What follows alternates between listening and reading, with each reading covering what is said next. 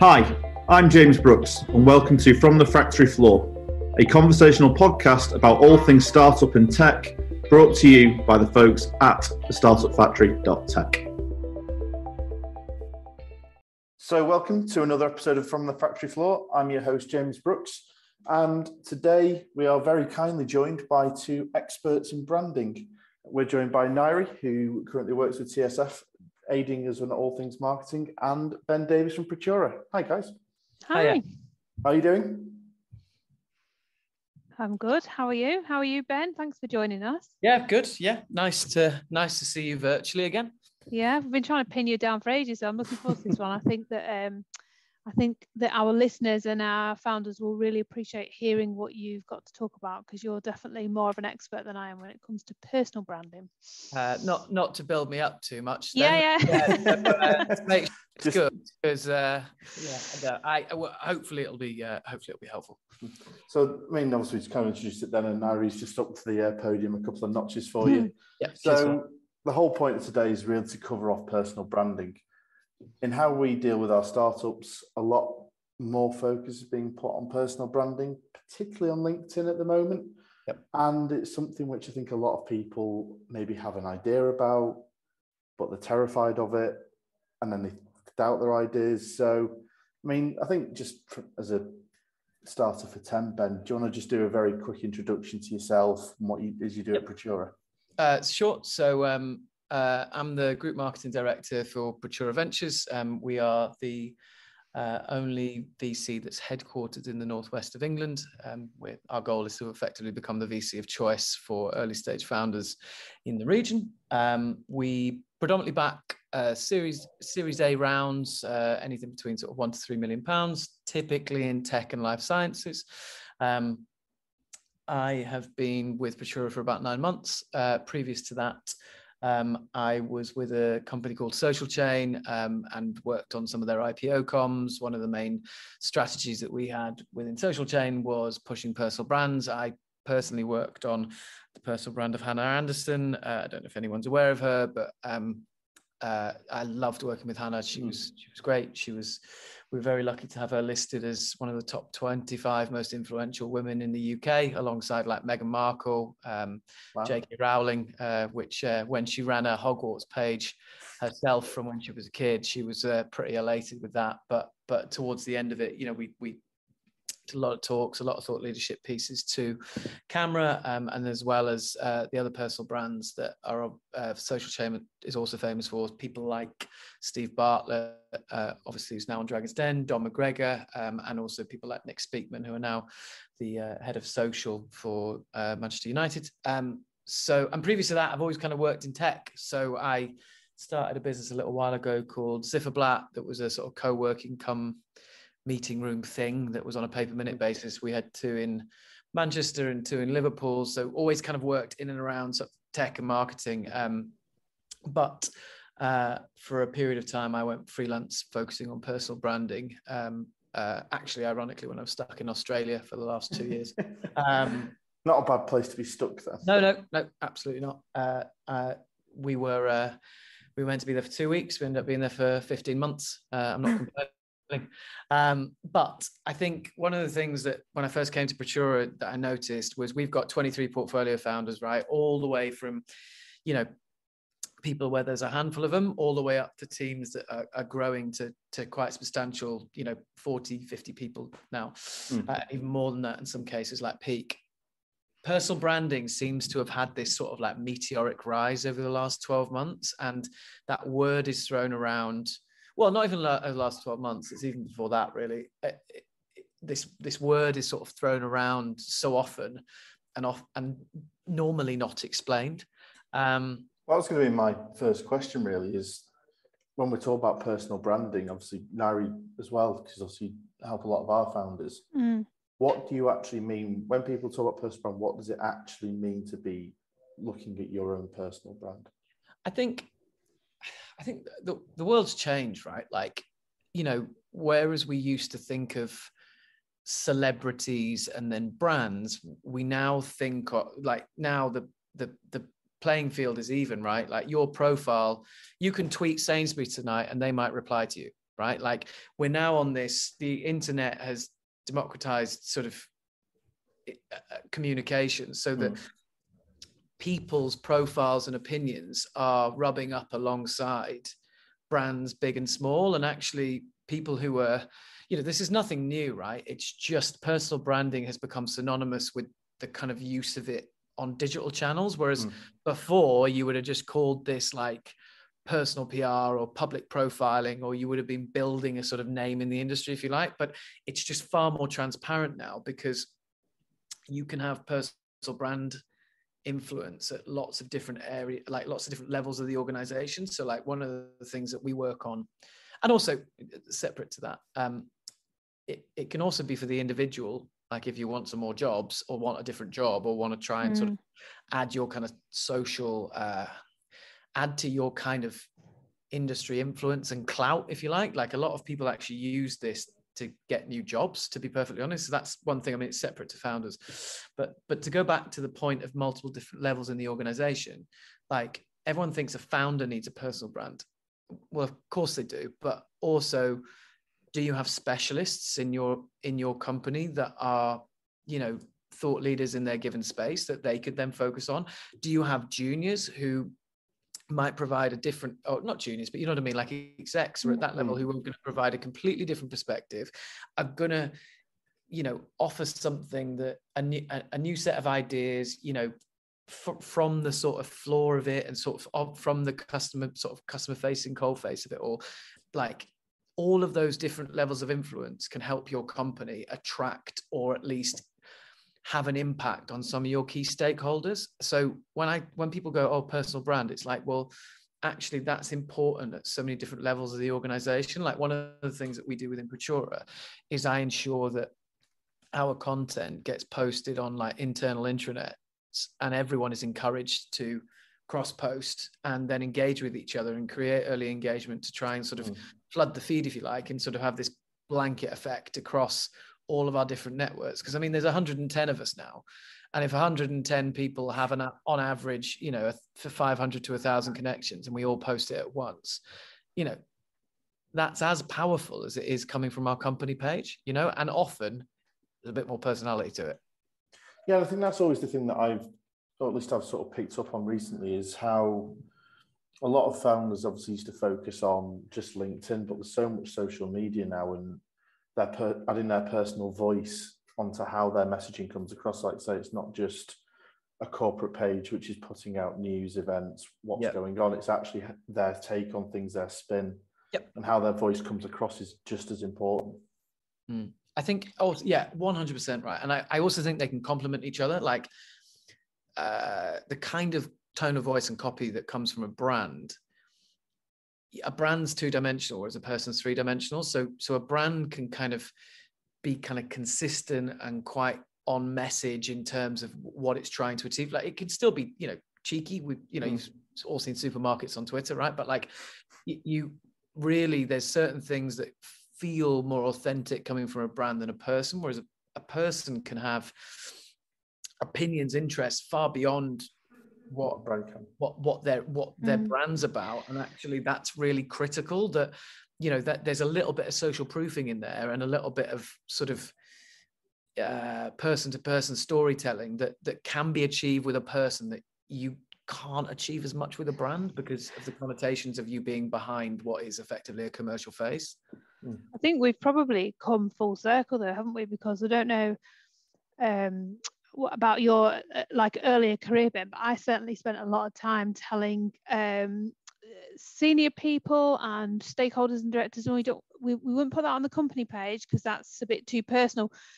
And I think a lot of people now have probably had that instilled in them about, you know, there is a right and wrong about what goes on the company page. And I think to a degree there are some firmer guidelines, but actually where they absolutely would, should and could put that type of content that is a bit more risky, is a bit more informal, can be a bit more cheeky, you can afford to kind of shoot from the hip, is on their personal page. And the two are really closely aligned as well. So one of the questions I get a lot from some of the startups and founders that I work with is what do I put on my personal page and what do I put on my company page, and which one's more important? And it's almost impossible to answer because I'm not sure how you can successfully have one without the other now. Yeah, I agree. Yeah, 100%. And as you said, they can complement each other. And have you got any examples of where you've had a really complementary sort of a personal brand of a founder, or how they've interacted with their own brand and how they've really meshed and have been a good example of how this can work? I think David does it very well in Praetura, doesn't he? I know he's probably had I know. Wow, it's a compliment to you, isn't it? Thank you for that. So to one off the top of my head, Dave is our MD. Dave is a outspoken sort of founder first VC, and wants to kind of change the face of how VCs are seen. It aligns with our brand that we're sort of staunchly northern, trying to grow businesses out of this region that effectively will play on a world stage. But Dave's got some quite strong personal issues with how VCs come across. He's not saying that all of them are bad, but actually it's interesting. One of the things that no one ever talks about is the fact that a founder and an investor relationship is actually far more like dating than anyone actually thinks. They think it's going to be transactional and financial and all quite cold, but actually it's not. It's really quite personal. And there's sort of did they message me back? Have I messaged them yet? Am I being too keen? And they're actually, like with sort of relationships and dating, there's quite a lot of misinformation that means both sides have different interpretations of each other that actually aren't true. And I think Dave says things that our brand can't say, because it's not as appropriate. But we do a series, for example, on Dave's LinkedIn, which is What VCs Won't Tell You, which is literally advice for founders. He picks a topic, explains something that's a common misconception of founders about VCs and how they can use it to their advantage. Now, what we're now finding with Dave, for example, is, we're submitting him for talks, or he's now getting thought leadership pieces coming towards him because of some of the content he's putting out there. And I think some of the great personal brand agencies at the moment out there are people like Clout, with Amelia, and great influence with Ash Jones. The problem with personal brand is how do you measure it? People are constantly going like, how do you put a KPI on it? It's like, well, you can measure the views, obviously, and you can measure the engagements and the usual things that social media people love. But what leads do I drive out of it? And I think that's a really, whilst you should think like that, you need to give it time to grow. And actually you look at it in 6 to 12 months time and you go, well, actually through my LinkedIn, that talk came to me, or I did that thought leadership piece in that piece of media, or actually that client found me through that. And actually one of the main ways that we drove leads while we were at Social Chain was getting Steve to speak, he told a bloody good story. And effectively when he walked in the room, his personal brand walked in before he did. And you don't realize it, but it just happens after 6 to 12 months. You go into a meeting with someone and they feel like they already know you. It's kind of similar to podcasting, right? It's quite an intimate experience to listen to someone in your ears with nothing else there for like 40 minutes or to an hour, for example.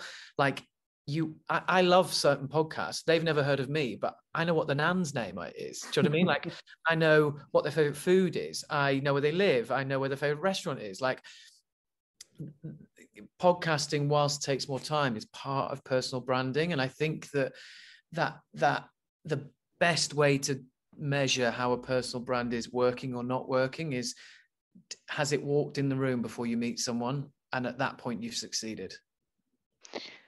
No, it's brilliant, really useful. Thank you, Ben. Where for somebody that knows that they need to get better at personal branding, where would you advise they start? What's the kind of golden rules that you would suggest to them? Sure. I think first things first, right? Like think about how you want to come across. Like there's it'll pay dividends later if you have a think about how you want to come across, pick 2 to 3 topics that you want to make comment on, and do it in baby steps, right? Like we're on a bit of a 3-year journey with Praetura as a brand. We know that there are different stages that we can say different things because we've built a different persona and trust within our audience where they expect certain things to come from us. If you just go straight to 100%, people are like, fucking hell, who are these guys? Do you know what I mean? Like it needs to feel authentic. First things first, if you do anything, treat your LinkedIn profile like it's a conversion tool. Like if you're not a website driven business, you make sure your website looks as nice as it possibly can so that when people Google you after they've heard of you, it at least backs up how you want to be presented and at least converts a lead. That is a minimum. So branded headline, nice photo, good opening first line, include key posts that you're really proud of as featured posts, which is just, you choose the star button on the drop down of each of your posts that just represent you. Like that is a bare minimum that every founder should be doing, because what you don't want to do is a new client or a new stakeholder or whatever meets you, Googles you, undoubtedly your LinkedIn comes up, and they go on your LinkedIn. There's no branded banner, there's no commentary. It's got your uni degree and no other experience on it. You kind of don't look that credible, And then I test the water. I think, start posting, it's something insane. Like it's something like 98% of users don't post on LinkedIn regularly. So just by being out there, you've already kind of won. It's some of the cheapest attention there is. And from a marketing point of view, that's why it's attractive, right? So test things, see how they fare, test different posting times, tag different people, and double down on what's working, and just constantly iterate what's landing for you. I also think you'd be surprised if you went to a meeting as a business development person or a founder looking for investment, you would always follow it up with an email. Lovely to see you. Da, da, da, da. Treat LinkedIn like it's your follow-up. Be disciplined with it. Everyone you meet should be tagged immediately, messaged when you're going to an event that they're at or something like that. Like that, those are the sort of base layer things that you should expect to do. I also think, I think LinkedIn works through personal stories. Like as Facebook has continuously made itself a sort of pay-to-play platform, a lot of this conversation's trying to find a new place for it to be. And I think that actually LinkedIn is taking up a little bit of that, to be perfectly honest. So is Twitter, so is Instagram. But ultimately, there's no other professional network that really even rivals LinkedIn, to be honest. And I think that adding some personal stories that you're comfortable with is a great place to start, because people love a personal perspective, recommend others, or an insight that think how you can add value to your audience, and think about like, why would I care about this? I'm trying to either entertain, educate, or engage them in some way. Like, does this do one or multiple of those things? Like, push yourself, and you'd be surprised how good you get at it quickly. I'm just very conscious of time, Ben, because I know we're kind of overrunning slightly, but that's no problem. One of the things we like to do from the factory floor is sort of your one key message that if any founders who are here listening to this really want to make one big go at it, and obviously you mentioned stuff about actually using your LinkedIn and being disciplined, what would be your one really key takeaway that you'd like them to take from this and start using day to day? Good question.